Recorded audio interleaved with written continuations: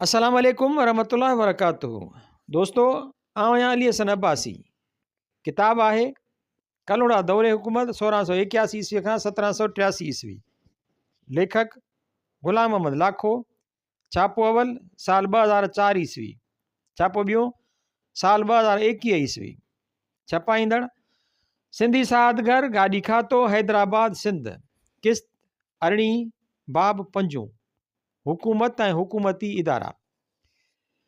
कलोड़ा हाकिमनि जी कंहिं हद ताईं तफ़सीली इबियास खां पोइ हिन बाब में संदन हुकूमत जे बारे में जुदा जुदा रुखनि खां बहस कयो वेंदो। हुकूमत कलोड़नि खां अॻु सिंध अंदरि अरगून, तुरखान ऐं मुग़ल घराणनि जूं हुकूमतूं क़ाइमु हुयूं। उन दौर में सिंध जी मजमूई हालतुनि बाबति ॿिए बाब में बहस थी चुको आहे। ॿिनि सदियुनि जे धारियुनि जे राज बाद इम्कानी तौर ते सन 1092 हिजरी 1681 ईस्वी धारे कलोड़नि जी सूरत में हिकु भेरो वरी सिंध अंदरि मक़ामी हुकूमत क़ाइमु थी। हीअ हुकूमत सवाइ मुख़्तसिर वक़फ़े जे लाॻीतो 1 सदी क़ाइमु रही। हीउ वक़फ़ो तॾहिं थियो जॾहिं शहज़ादो मुइज़ुद्दीन 1111 हिजरी 1699 ईस्वीअ में सिंध में आयो ऐं मियां दीन मोहम्मद सां मुआरका कयाईं। लेकिन कलोड़नि जे इक़्तिदार खां नेकालीअ जो अरसो 1 साल खां वधीक कोन्हे। सन 1198 हिजरी 1783 ईस्वीअ में कलोड़नि जी हुकूमत ख़तमु थी ऐं सिंध ते टालपुरनि जो राज क़ाइमु थियो। कलोड़ा हुकूमत बाबति तहफ़तुल कलाम जे मुसनिफ़ लिखियो आहे त जंहिं सूरत में हिन घराणे जी हुकूमत समन ऐं तुरखाननि जी हुकूमत खां वधीक ऐं अरगूननि जे शान व शौकत सां हमअसर आहे, तंहिं करे संदन ज़िक्र निराले तबिके में कजे थो ऐं वधीक फ़ाइदे ऐं नमक जे हक़ अदा करण ख़ातिर हिन सिलसिले जे बुनियाद ऐं संदन वॾनि जो अजमाली ज़िक्र पिणु बयानु कजे थो। तहफ़तुल कलाम सिंधी छापो सिफ़ो 254। मीरकाने जो ही बयान हक़ीक़त जे उबतण ऐं मुबालगे ते मबनी आहे। समन जामन जे आज़ाद हुकूमत जी भेट में कलोड़नि जी हुकूमत एतिरी ख़ुदि मुख़्तियार न हुई। जॾहिं त अरगून ऐं तुरखान धारिया हुक्मरान हुआ ऐं संदन ज़माने में सिंध वॾियुनि तकलीफ़ुनि ऐं मुसीबतुनि में वरतल हुई। तफ़सील लाइ ॾिसिजे MH पवण जो अंग्रेज़ी मकालो जागीरदारीअ ख़िलाफ़ सिंध जी शानदार जिदोजहद, सिंधोलॉजिकल स्टडीज़, उन्हारे वारो पर्चो साल 1979 ईस्वी। जनाब GM सैद कलोड़नि जी हुकूमत जी नोयत ऐं तौर तरीक़े ते भरपूर राय ॾिनी आहे। संदसि लिखण मूजिबि मियां आदम शाह पीर हो ऐं मखदूम मोहम्मद मीरान जौनपुरीअ जे उसूलनि जो पोइ लॻो। संदसि इक़्तिदार में अचणु मज़हब ऐं शरीयत इस्लाम जे नाले में थियो। अवल में जेतोणीकि संदन वॾनि में परहेज़गारी ऐं सादगी खणी रही हूंदी, लेकिन हुकूमत ऐं मिल्कियत जी फरावानी संदन अमली ज़िंदगी ऐं इख़लाक़नि खे बिगाड़ण खां सवाइ न रही। संदन सारो तवजो अवाम जे भले ऐं तरक़ी, मुल्क जे सुधारे ऐं वाधारे जे एवज़ पंहिंजी हुकूमत ऐं मिल्कियत वधाइण ऐं बुज़ुर्गी क़ाइमु रखण ते सर्फ़ थियणु लॻो। मज़हब खे उन्हनि ॻाल्हियुनि जे हुसूल लाइ इस्तेमालु करणु शुरू कयाऊं। पैगाम लतीफ़ सिफ़ो 17 सिफ़ो 133 खां 134। सैद साहब जे हिन तज़िये में तारीख़ी तौर ते घणो वज़न कोन्हे। कलोड़ा यकीन सां पीरे तरीक़त हुआ ऐं उन रस्ते सां हुकूमत हथु कयाऊं। हमअसर लेखकनि आदम शाह खां मियां नसीर मोहम्मद ताईं हिन ख़ानदान जे फ़र्दनि खे मुर्शिद तौरु मुतारिफ़ करायो आहे। मयार सालकान तरीक़त मयार बाज़दहम। मियां नसीर मोहम्मद खां हुकूमत जो सिलसिलो शुरू थियो। आख़िरी हुक्मरान मियां अब्दुल नबी कलोड़ो।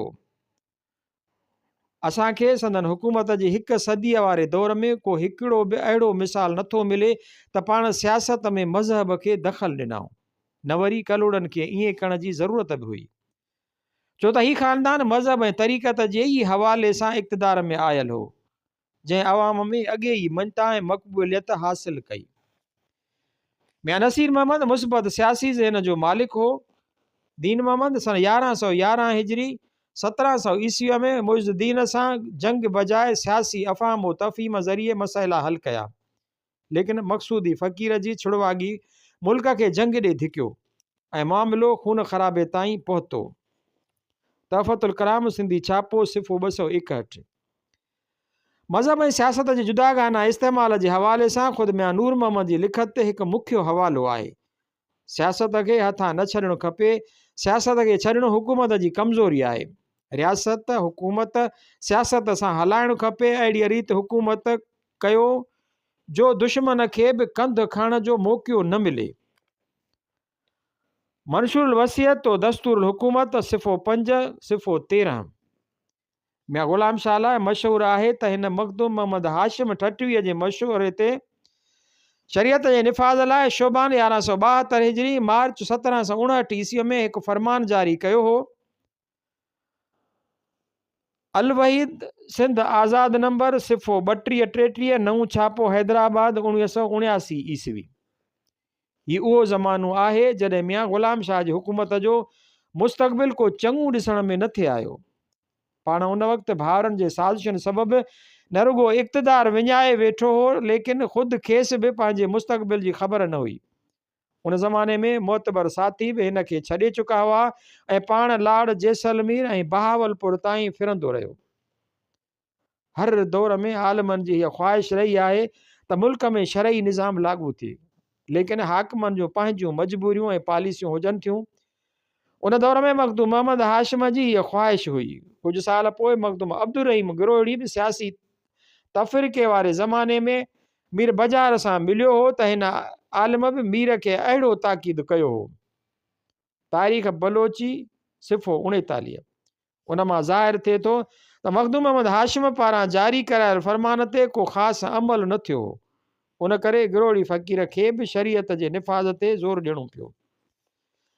करोड़नि जे दौर में मज़हब ऐं सियासत खे गॾु हलाइण वारो मुग़ालतो ग़ुलाम शाह जे फरमान सबबु पैदा थियो आहे। तंहिं हूंदे बि चई सघिजे थो त कलोड़ा पीर हुआ ऐं सचा मुस्लमान हुआ। उन्हनि वधि में वधि कोशिश कई हूंदी त हर सूरत में इस्लाम जो वाधारो थिए। हिंदुनि जी हालति में बि रियासत जी पॉलिसी रवादाराना ऐं सेक्युलर हुई। हिंदुनि सां जो कुझु बि थी रहियो हो सो सिधो मुल्हनि मौलवियुनि जे ज़ाती अमलनि जो नतीजो हो। रियासत जो उन में को बि दख़ल कोन हो। सैयद असामुद्दीन राशिदी ॻाल्हियूं मुंहिंजे सिंध जूं मज़मून शाह जी हुकूमत सिंधी अदबी बोर्ड 1992 ईस्वी। मियां नसीर मोहम्मद खां ग़ुलाम शाह ताईं कलोड़नि जी हुकूमत सियासी अंदाज़ सां हली। 1189 हिजरी 1775 ईस्वीअ में मीर बैराम जे क़त्ल खां पोइ हालतूं हर साल सुधरण बजाए ख़राब थींदियूं वयूं। आख़िर कलोड़नि जो ख़ात्मो थियो। हीउ दौर 10 सालनि 1198 हिजरी 1783 ईस्वीअ ताईं ते पखिड़ियल आहे, जंहिंखे मुकमिल तौर ते मारधाड़ जो ज़मानो सॾे सघिजे थो। ग़ुलाम रसूल महर जंहिं हिन दौर ते मुफ़सिल कमु कयो, उन कलोड़नि जी हुकूमत बाबति कुझु लिखतुनि खे साम्हूं रखी के नतीजा कढिया आहिनि। पाण लिखे थो त कलोड़ा हुकूमत में आया तॾहिं बि मुरीदनि खे तसौफ़ जी तालीम मिलंदी रही। मियां नूर मोहम्मद ताईं हीउ सिलसिलो बरक़रार रहियो। मोहम्मद मुरादिया बि उनखे बरक़रार न रखियो। उन करे ग़ैर मक़बूल थियण लॻो। मियां ग़ुलाम शाह रहबरी ऐं हिदायत वारे तरीक़े खे वरी बहाल कयो। हिन हुकूमत जो ख़ासि अक़ीदो ही हो त अक्सर अमीर ऐं रईस हुकूमत जे वालीअ जा मुरीद थींदा हुआ ऐं उन्हनि खे फ़क़ीर जे लक़ब सां यादि कयो वेंदो हो। आख़िर ताईं हीउ सिलसिलो जारी रहियो। हुकूमतूं पंहिंजनि वॾी इज़त वारनि अमीरनि खे ख़िताब ॾींदियूं हुयूं, मगर कलोड़नि फ़क़ीर खां वॾो ख़िताब कंहिं बि शख़्स खे न ॾिनो। कलोड़ा हुकूमत में जिन शख़्सनि खे तरक़ी ऐं पंहिंजाइप जो सभ खां मथां दर्जो ॾिनो वेंदो हो, उनखे बरख़ुरदार जे ख़िताब सां मुख़ातिब कयो वेंदो हो। तारीख़ कलोड़ा जुल्द 2 सिफ़ो 842 खां 843। कलोड़नि हाकिमनि मुख्य उहिदा पंहिंजनि मुरीदनि खे ॾिना। इन रीति हुकूमत में सिंधी कबीलनि जी शिराकत जेतिरी थियणु खपंदी हुई ओतिरी न थी, पर पोइ बि मक़ामी हुजण जे तालुक सबबि कलोड़नि सिंध जे मुल्क ऐं अवाम जे भले ऐं तरक़ी ऐं ख़ुशहालीअ लाइ जो कुझु बि मुमकिन हो या उन्हनि खां थी सघियो सो करे हिते जे हालतुनि में बहितरीअ जा मौक़ा पैदा कया। हू न त समन जामन वांगुरु मुकमिल आज़ादु हुआ ऐं न वरी मुग़ल शहनशाहनि जे सतह जा बादशाह हुआ। कलोड़नि खे हिकु जागीरदार तौरु सिंध जो हिकु हिसो मिलियो हो, जंहिंखे पंहिंजनि लातादाद सलाहियतुनि वसीले वधाए पाण सॼी सिंध जा क़बूल आम हाकिम बणिजी विया। वाली या हाकिम हुजण जी क़ीमत ते पाण पंहिंजी हुकूमत खे हलाइण लाइ हिकु इंतिज़ामी ढांचो तामीर कयाऊं, जंहिंमें मुख़्तलिफ़ उहिदा ऐं मनसब मौजूदु हुआ। ग़ुलाम रसूल महर मीरनि जे दौर जी मुख़्तलिफ़ अंग्रेज़ी तहरीकुनि जे आधार ते लिखियो आहे त कलोड़नि जी हुकूमत सिंधी अवाम जी हक़ीक़ी ऐं नुमाइंदा हुकूमत हुई। संदन हुकूमत जे ख़तमु थियण खां 60-65 साल पोइ बि अवाम में उन्हनि जो असरु रसूख़ क़ाइमु हो। संदन हुकूमत जे मिटिजी वञण खां पोइ बि उन जी ख़ुशगवार यादि दिलनि में बराबरि ताज़ी रही। कलोड़ा हुकूमत जे मक़बूल ऐं मोतबर हुजण लाइ हिन खां वधीक ॿियो कहिड़ो सबूत थी सघे थो। मियां नूर मोहम्मद मुरीदनि पारां मिलंदड़ नज़र न्याज़ जो इक़रार करे थो। मंशूर वसियत सिफ़ो 13 मियां ग़ुलाम शाह लाइ अचे थो त हू अणपढ़ियल हो। तारीख़ कलोड़ा जुल्द 2 सिफ़ो 602 उन हूंदे बि मुरीदी ख़ादमी रहंदी आई। हुकूमत विञाइण खां पोइ बि कलोड़नि जो ही इम्तियाज़ बरक़रार रहियो।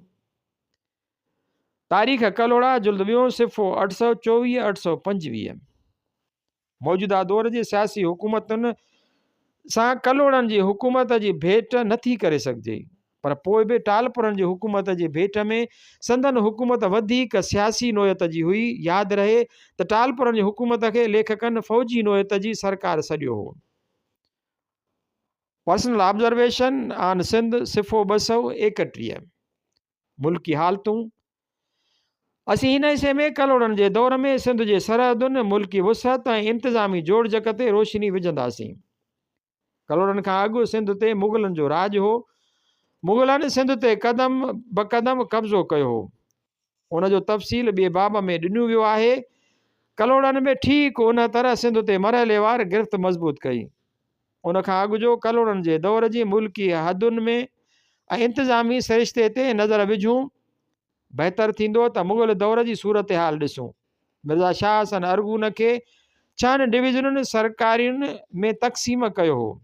बखर, सेवण, नसरपुर, चाचकान, ठट्टो ऐं चाकर हाला व जूण। तारीख़ मज़र शाहजहानी फ़ारसी सिफ़ो 2 ॾिसिजे थो त सिबी जो इलाइक़ो उन दौर में बखर सरकार जे हदुनि में शामिल हो। तारीख़ मज़र शाहजहानी फ़ारसी सिफ़ो 23 खां 32 बखर सरकार 982 हिजरी 1574 ईस्वीअ में मुग़ल लश्कर जे कब्ज़े में आई।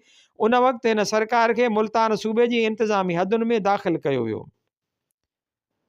आइन अकबरी जुल्द अवल सिफ़ो 1045 उर्दू तर्जुमो। सेवण खां समुंड ताईं वारो इलाइक़ो 1000 हिजरी 1592 ईस्वीअ में मुग़लनि फ़तह कयो। अकबर जी हुकूमत ते सेवण लाइ जुदा अमलदार अचण लॻा। तारीख़ मज़र शाहजहानी सेवण जी मुग़ल अमलदारनि जा तफ़सील ॾिना आहिनि। ठट्टो, चाचकान, नसरपुर ऐं चाकर हाला वजूण वरी बि तुर्खाननि जे हवाले थिया। तहफ़तुल कलाम सिंधी छापो सिफ़ो 198 अकबर जे लश्कर सिबी खे सन 1003 हिजरी 1594 ईस्वीअ में फ़तह कयो। तारीख़ मज़र शाहजहानी सिफ़ो 28 हाशियो फ़ारसी छापो।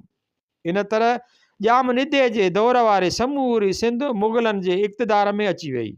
मिर्ज़ा गाज़ी बेग तुर्खान 1021 हिजरी 1612 ईस्वीअ में फ़ौत थियो। उन वक़्त खां ठट्टो सूबो बनियो। उन में 4 सरकारूं ठट्टो, नसरपुर, चाचकान ऐं चाकर हाला शामिल थियूं। मरकज़ खां सिधो ठट्टे लाइ सूबेदारनि गवर्नर जो मुक़ररु शुरू थियो। Ansar Zahid Khan history and culture of Sindh सिफ़ो 106 सिफ़ो 111 अबुल फज़ल पंहिंजे किताब आइन अकबरी में अकबर जे दौर जी सिंध जे इंतिज़ामी सरिश्ते मुतलिक़ मवाद छॾियो आहे। उन वक़्तु सिंध जो नालो ख़तम थी चुको हो। मुल्तान में 3 सरकारूं मुल्तान, देबालपुर ऐं बखर शामिल हुआ। बखर जी सरकार में 13 परगिणा हुआ जंहिंमें सिबी बि शामिल हुई। आइन अकबरी जुल्द अवल सिफ़ो 1038 सिफ़ो 1045 अबुल फज़ल ठट्टे खे मुल्तान जी चौथी सरकार लिखे थो ऐं सेवण खे बि उन में ॾेखारियो वियो आहे। आइन अकबरी जुल्द अवल सिफ़ो 1048 सिफ़ो 1051 लेकिन ख़ुदि साॻियो लेखक ठट्टो सूबो बि लिखे थो। हू लिखे थो त उन में 5 सरकारूं ठट्टो, चाचकान, सेवण, नसरपुर ऐं चाकर हाला शामिल आहिनि। परगिणनि जो तादाद 51 ॼाणायो वियो आहे। ठट्टो सरकार 16 परगणा, चाचकान सरकार 11 परगणा, सेविस्तान सरकार 9 परगणा, नसरपुर सरकार 7 परगणा, चाकरहाला सरकार 8 परगणा। आइन अकबरी जुल्द अवल सिफ़ो 1051 खां 1054। आइन अकबरी जुल्द अवल सिफ़ो 1051 में 51 बजाय 53 परगणा ॾेखारियल आहिनि। शाहजहान जे दौर में सिंध जा 4 हिसा हुआ। बखर में 8 परगणा, माथेलो, अरोड़, लधो गागन, काकड़ी, दरबेलो, जतोई, चांडको ऐं टकर अची थे विया। तारीख़ मज़हर शाहजहानी फारसी सिफ़ो 5 खां 14। सिबी खे अलॻि हिसो ॾेखारियो वियो आहे। तारीख़ मज़हर शाहजहानी फारसी सिफ़ो 23। जॾहिं त आइन अकबरी मूजिबि सिबी परगणो बखर सरकार में हो। ठट्टे में ठट्टो, नसरपुर, चाचकान ऐं चाकरहाला सरकारूं हुयूं।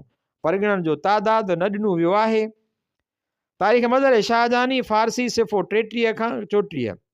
सेवण में 11 परगणा, बागबान, पाट, नेरून किला, गाहा, बूबक, हवेली, सेवण, नेरून, सन, जूनेजा, खिता ऐं लाखाट अची वञनि था। तारीख़ मज़हर शाहजहानी फारसी 57 सिफ़ो 57 खां 81। ख़ातिरी आहे त औरंगज़ेब जे दौर में पिणु हिते जी इंतिज़ामी सिरिश्ते में ख़ासि तब्दीली न आई हूंदी। सिंध में इन इंतिज़ामी जोड़जक जे पस मंज़र में कलोड़ा इक़्तिदार में आया। ग़ुलाम रसूल महर हालतुनि जो तजियो कंदे लिखे थो त सिंध जो नालो इंतिज़ामी कागज़नि में बाक़ी न रहियो हो ऐं उन जी बजाए बखर ऐं ठट्टे जूं सरकारूं वजूद में अची वियूं हुयूं। हिकु सरकार मुल्तान सूबे सां मिली चुकी हुई ऐं ॿी हिकु अलॻि इंतिज़ामी यूनिट बणियल हुई। तारीख़ जो हीउ हिकु रोशन वाक़ियो आहे त मियां नूर मोहम्मद ख़ान जे दौर में तोड़े उन जी वफ़ात खां पोइ मुल्क जो नालो सिंध जे नाले सां ई सॾिबो रहियो ऐं उन खां पोइ कॾहिं बि बखर, ठट्टे या कंहिं ॿिए नाले सां सॾिजण में न आयो। कलोड़नि जो ही निहायत अहम मुल्की कारनामो आहे जो हमेशह सिंध जे तारीख़ में रोशन रहंदो। अफ़सोस जो अॼु ताईं उन जी अहमियत जो सही अंदाज़ो न कयो वियो आहे। तारीख़ कलोड़ा जुल्द 2 सिफ़ो 816 खां 817। उन में को बि शक कोन्हे त 2 सदियुनि बाद कलोड़नि वरी सॼे सिंध जी जाग्राफ़ीअ खे मुतहद ऐं मरबूत कयो। लेकिन हिकु तरफ़ ईअं कंदे खेनि अथाह तकलीफ़ूं दरपेश आयूं ऐं ॿिए तरफ़ सिंध जी वहदत खे ॾाके बि ॾाके हासिलु कयो वियो हो। पंहिंजे जाइ ते उहा बि हिकु दिलचस्प हक़ीक़त आहे।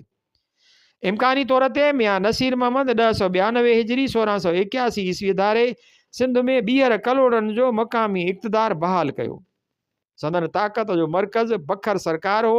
उन जी तस्दीक मीर अली शेर कान्य सां गॾु ख़ुदादाद ख़ान पिणु करे थो।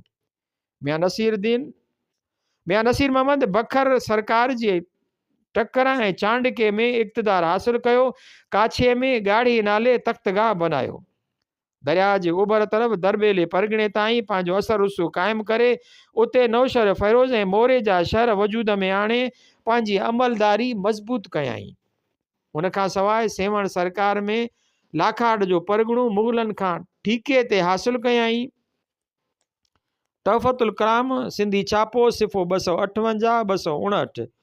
अहिड़ी तस्दीक ख़ुदादाद ख़ान पिणु कई आहे। लबे तारीख़ सिंध सिंधी छापो सिफ़ो 90। कलोड़नि जे इक़्तिदार जा उहे इब्तिदाई नक्श ऐं ओञाण हुआ। मियां दीन मोहम्मद जे अख़्तियार ऐं ताक़त में पिणु साॻिया इलाइक़ा रहिया ऐं तख़्तगाह बि अॻे वांगुरु ॻाढ़ी रहंदो आयो। कलोड़नि जे इब्तिदाई इख़्तियार जूं उहे हदूं सन 1111 हिजरी 1700 ईस्वीअ ताईं बरक़रार रहियूं। उन साल में मुल्तान ऐं ठट्टे जी वायसराय सेवण ताईं पहुची कलोड़नि सां मुआरिका कया। मियां दीन मोहम्मद गिरफ़्तार थियो। यार मोहम्मद कलोड़ो कलात ॾे निकिरी वियो। तख़्तगाह ॻाढ़ी खे ताराज कयो वियो। मुइज़ुद्दीन मोटी मुल्तान वियो जिते दीन मोहम्मद खे शहीद कयो वियो। तहफ़तुल कलाम सिंधी छापो सिफ़ो 260 खां 262। मुइज़ुद्दीन जे मुसलसल मिलिट्री ऑपरेशन जे बावजूद बि कलोड़नि जी ताक़त ख़तमु न थी। 1112 हिजरी 1701 ईस्वीअ में यार मोहम्मद वतन मोटी आयो। पवननि जी मर्कज़ शिकारपुर ते कब्ज़ो करे उनखे ख़ुदाबाद जो नालो ॾेई तख़्तगाह बनायाई। पहिरें मरहले में मियां दीन मोहम्मद वारे इलाइक़े खे संभाले पंहिंजे अख़्तियार खे कंडियारे ऐं लाड़काणे ताईं वधायाई। तहफ़तुल कलाम सिंधी छापो सिफ़ो 262। मक़ामी तौर ते कलोड़ा मुख़ालिफ़ क़ुवतूं वरी सरगर्म थियूं। शहज़ादो मुइज़ुद्दीन बखर तरफ़ रवानो थियो, लेकिन कलोड़नि पंहिंजी ज़हानत सां हालतुनि खे दुरुस्त करे वरितो। दाऊद पोटनि ऐं कलोड़नि जो दुश्मन सिबीअ जो हाकिम बख्तावर ख़ान शहज़ादे जे हथां मारिजी वियो। सिबी ढाढर ऐं गुंजाबो मियां यार मोहम्मद खे मिलियो। ख़ुदायार ख़ान जे लक़ब सां गॾु बखर ऐं सेवण सरकारूं बि मियां यार मोहम्मद खे मिलिया। तारीख़ कलोड़ा जुल्द अवल सिफ़ो 193 खां 195। मुइज़ुद्दीन 1118 हिजरी 1707 ईस्वी ताईं ठटे ऐं मुल्तान जो वाइसराय रहियो। यार मोहम्मद ते शाही महिरबानियुनि ऐं इलाइक़नि जे हवाले थियण जो साल न लिखियो वियो आहे, पर पक आहे त ही वाक़िया 1112 हिजरी 1701 ईस्वीअ खां जल्द पोइ थिया हूंदा।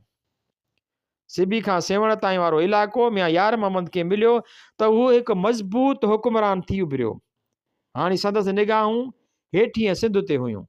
सन 1130 हिजरी 1718 ईस्वीअ में ठटे जे हदुनि में मुग़लनि ऐं सूफ़ी शाह इनायत जे विच में मोहरिका थिया। यार मोहम्मद हिन मोहरिके में सूरत हाल ऐं हालतुनि आधार मुग़लनि जी मदद कई। उन जे एवज़ खेसि समावाती ऐं चाचकान जा के ॻोठ मिलिया। उन बाद रोपा परगणूं बि मुग़लनि खां अजारे ते वरिताई। तहफ़तुल कलाम सिंधी छापो सिफ़ो 264। इन तरह कलोड़नि जो असर अमली तरह लाड़ ताईं बि पहुची वियो। मियां यार मोहम्मद 1131 हिजरी 1719 ईस्वीअ ते फ़ौत थियो। हिन जो पुटु मियां नूर मोहम्मद वालिद जे मनसब ते वेठो। मियां नूर मोहम्मद जे दौर में सिबी जा इलाइक़ा बदस्तूर कलोड़नि जे हथ में रहिया। शिकारपुर जो शहर दाऊद पोटनि खां वरितो वियो, लेकिन नूर मोहम्मद जे वॾी कामयाबी ठटे जी हासिलात आहे। सन 1150 हिजरी 1737 ईस्वी ठटो सूबो मुग़लनि जी आख़िरी नवाब सादिक अली ख़ान खां वरितो वियो। तहफ़तुल कलाम सिंधी छापो सिफ़ो 267। मीर कान्य लिखियो आहे त 1149 हिजरी 1736 ईस्वीअ में बखर जो मुल्क हथ आयो। सेविस्तान हुन खां अॻु हथ अची चुको हो। सिफ़ो 267। हीउ बयानु दुरुस्त कोन्हे। सेविस्तान ऐं बखर घणो अॻु यार मोहम्मद जे दौर में कलोड़नि जे हवाले थी चुका हुआ। इन रीति सॼी सिंध कलोड़नि जे हथ में अची वई। लॻभॻि 2 सदियुनि खां पोइ सिंध मुल्क जी जाग्राफ़ियाई वहदत ऐं नालो वरी बहाल थियो। कलोड़नि जी हिकु वॾी तारीख़ी कामयाबी हुई, लेकिन ही कामयाबी ऐं हासिलात घणो वक़्तु क़ाइमु न रही। सन 1152 हिजरी 1739 ईस्वीअ में नादिर शाह दहलीअ में हो। मुग़ल शहनशाह ऐं नादिर शाह में थियल मुआदे मूजिबि सिंध जो मुल्क नादिर जे हवाले थियो। हिस्टोरिकल जाग्राफी ऑफ सिंध सिफ़ो 137। नादिर शाह हिंदुस्तान खां पोइ सिंध में आयो। मियां नूर मोहम्मद जे मुखालिफ़नि खे मौक़ियो मिलियो, जन में बिरोही ऐं दाऊद पोटा पेश पेश हुआ। नादिर शाह वेंदे महिल सिंध जा 3 टुकड़ा कया। सिबी ऐं कच्छी ख़ान कलात खे मिलिया। शिकारपुर जो इलाइक़ो दाऊद पोटनि खे मिलियो। बाक़ी सिंध मियां नूर मोहम्मद खे मिली। तारीख़ कलोड़ा जुल्द अवल सिफ़ो 394 खां 395। ज़ाहिर आहे त ही नूर मोहम्मद सां गॾु मुल्की वहदत ऐं जाग्राफ़ियाई सूरत हाल लाइ बि ॻरो नुक़सान हो।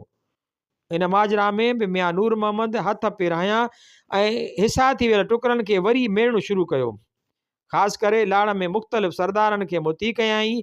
कच्छ तरफ़ कांजी कोट फ़तेह कयाई। उन खां अलावा उमरकोट तरफ़ पेशकदमी कयाई। तारीख़ कलोड़ा जुल्द अवल सिफ़ो 431 खां 439। लेकिन सिबी ऐं गुंजाबो खेसि वरी न मिली सघिया।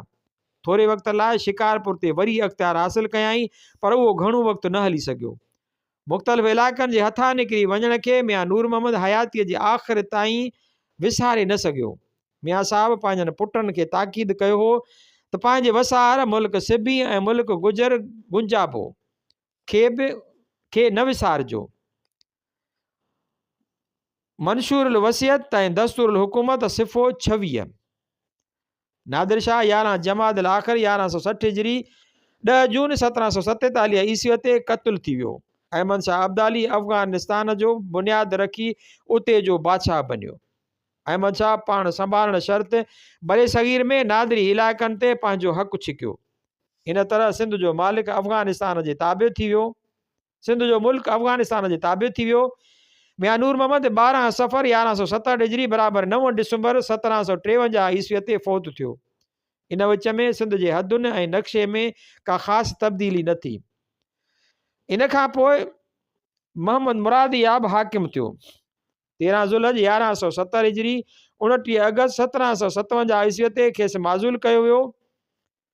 तारीख़ कलोड़ा जुल्द ॿियों सिफ़ो 515। हिन वाक़िए खां पोइ सिंध घरू लड़ायुनि में घेरजी वई। मोहम्मद अतुर ख़ान मियां ग़ुलाम शाह ऐं अहमद यार ख़ान इक़्तिदार लाइ विढ़ंदा रहिया। हीउ सिलसिलो 1 शवाल 1172 हिजरी 28 मई 1759 ईस्वीअ ताईं जारी रहियो। हिक मरहले ते सिंध जा 2 हिसा कया विया ऐं ॿिए मरहले ते मुल्क जा 3 हिसा कया विया। तफ़सील लाइ ॾिसो तहफ़तुल कलाम सिंधी छापो 274 खां 278। 1 शवाल 1172 हिजरी 28 मई 1759 ईस्वीअ ते मियां ग़ुलाम शाह सिंध जो हिकु मज़बूत हुक्मरान थी उभरियो। संदसि भाइर ऐं मुख़ालिफ़ नाकाम थी मुल्क छॾे हलिया विया। मियां ग़ुलाम शाह जे दौर में सिंध जूं सरहदूं हिकु भेरो वरी मुस्तहकम ऐं कुशादियूं थी वियूं। ग़ुलाम शाह 1176 हिजरी 1763 ईस्वीअ में लखपत बंदर ऐं बस्ता बंदर फ़तह कया। सन 1181 हिजरी 1767 ईस्वीअ में देरनि जो कब्ज़ो इस्माइल ख़ान ऐं गाज़ी ख़ान बि ग़ुलाम शाह खे ॾिनो वियो। तहफ़तुल कलाम सिंधी छापो सिफ़ो 280 281। जेतोणीकि 1182 हिजरी 1768 ईस्वीअ में देरनि जो कब्ज़ो वापसि वरितो वियो, लेकिन 1183 हिजरी 1769 ईस्वीअ में देरा गाज़ी ख़ान वरी ग़ुलाम शाह खे ॾिनो वियो। उन सां गॾु मुल्तान जी हुकूमत में बि हिसेदारी मिली। तहफ़तुल कलाम राशिदी एडिशन सिफ़ो 472। मियां सरफराज़ जे ज़वाल ताईं 1189 हिजरी 1775 ईस्वी सिंध जी पखेड़ ऐं हदुनि में का बि तब्दीली न आई। कलोड़नि जे आख़िरी दौर में मियां अब्दुल नबी पंहिंजे इक़्तिदार बचाइण लाइ सिंध जे मुल्की वहदत खे ॻरो नुक़सानु पहुचायो। उमरकोट जो इलाइक़ो जोधपुर ऐं कराची बंदर कलात जे हवाले कयाई। तहफ़तुल कलाम तारीख़ कलोड़ा जुल्द ॿियों सिफ़ो 779। इन रीति जॾहिं कलोड़नि जो ख़ात्मो थियो तॾहिं ग़ुलाम शाह जी सिंध जा क़ीमती हिसा मुल्की हदुनि में न रहिया हुआ। कलोड़नि जे दौर में इंतिज़ामी सूरत हाल मुतलिक़ हिन बाब में ईंदड़ सिफ़नि में रोशनी विधी वेंदी। अलबत्ता हिकु ॿिनि नुक़्तनि ते गुफ़्तगू करणु ज़रूरी आहे। सिंध जे जाग्राफ़ियाई सूरत हाल में हिकु अहम तब्दीली उन वक़्तु आई जॾहिं सिंधु दरिया हाला सेखाड़ वटां रस्तो तब्दील कयो। हीउ वाक़ियो सन 1172 हिजरी 1758 ईस्वीअ में थी गुज़रियो। हिस्टोरिकल जाग्राफी ऑफ सिंध सिफ़ो 140। उन बाद दरिया नसरपुर खे छॾे मौजूदा जामशोरे वारो रस्तो अख़्तियार कयो। हिन तब्दीलीअ सबबि सिंध जी इक़्तिसादी ऐं मुआशरती हालतुनि ते गहरा असर पिया। उन पस मंज़र में अॻु जा मरकज़ी शहर ज़वाल पज़ीर थिया ऐं नित नवां शहर वजूद में आया। ख़ासि तरह नसरपुर जूण ऐं फ़तेहबाग जो ज़वाल शुरू थी वियो। अॻु जे इंतिज़ामी सिरिश्ते में महाल परगि॒णो ऐं सरकार अहमियत रखंदड़ हुआ। ज़िक्र हेठि दौर में महाल जी जाइ ते तालको या ज़िलो नालो रखियो वियो। मियां नूर मोहम्मद ज़िले शहदादपुर अज़ सरकार नसरपुर जहिड़ो इस्तिलाह कतब आंदो। मंसूर वसियत तो दस्तूर हुकूमत सिफ़ो 18। ज़िक्र हेठि दौर में काफ़ी नवां शहर वजूद में आया। इन रीति ज़ाहिर आहे त मुग़ल दौर जे इंतिज़ामी जोड़जक ऐं नक्शे में तब्दीली आई।